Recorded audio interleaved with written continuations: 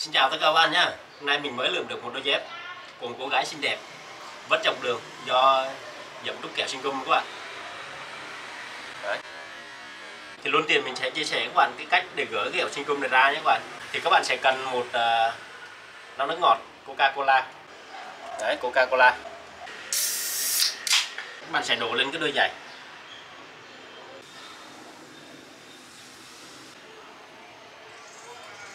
Rồi các bạn có thể gỡ ra từ từ được rồi các bạn. Đây, kẹo cao su cũng đã tự động gỡ ra nữa các bạn.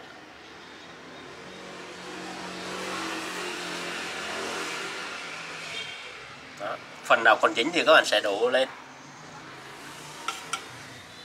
Coca-Cola nó có tính tẩy rất là mạnh đó các bạn.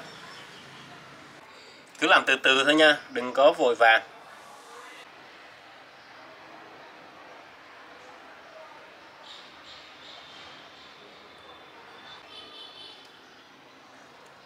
Đây nó còn dính một lượng rất là nhỏ. Nếu bạn nào kỹ thì sẽ lấy hết nha.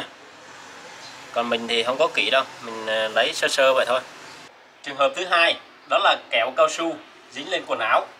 Bây giờ mình lấy chính cái áo của mình đang mang và mình đặt lên cho các bạn xem luôn nhé. Cái này thì người lớn ít bị nhưng trẻ em bị rất là nhiều. Đấy, cho dính lên luôn. Thậm chí mình gấp đôi lại luôn nha các bạn. Đấy, dính thế này. Để gỡ cái áo bị dính kẹo sinh gum thì chúng ta có hai cách. Cách thứ nhất là các bạn sẽ lấy nước đá. Lấy nước đá, các bạn chườm lên áo luôn. Chườm lên áo như thế này. Và các bạn sẽ để khoảng 5 phút. Khi mà chúng ta bỏ đá lên cái kẹo như thế này á thì kẹo nó sẽ đông cứng lại và tự động nó tách ra thôi. Cái thứ hai để gỡ kẹo sinh gum của các bạn là các bạn sẽ gấp lại, gấp quần áo lại và cho cái phần mà dính keo phía bên trên.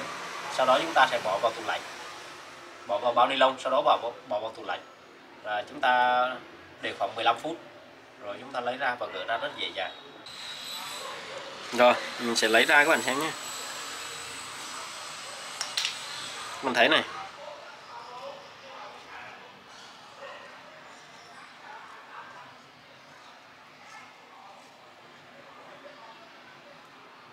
rất dễ dàng và tuyệt vời. Ok. Trường hợp thứ ba đó là kẹo cao su nó dính lên tóc. Bây giờ mình sẽ lấy tóc của mình làm thí nghiệm cho các bạn xem nhé. Đây kẹo sinh gum này.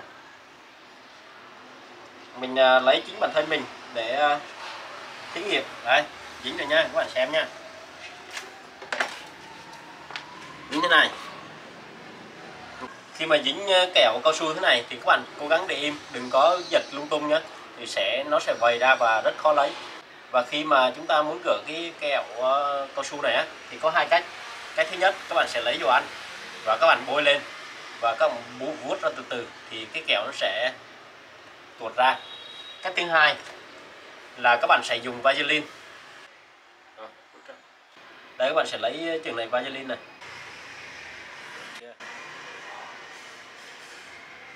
Đấy. Rồi các bạn sẽ bôi lên cái tóc. Các bạn sẽ vuốt lên tóc nha. Các bạn cầm từng sợi tóc và lấy ra từ từ các bạn.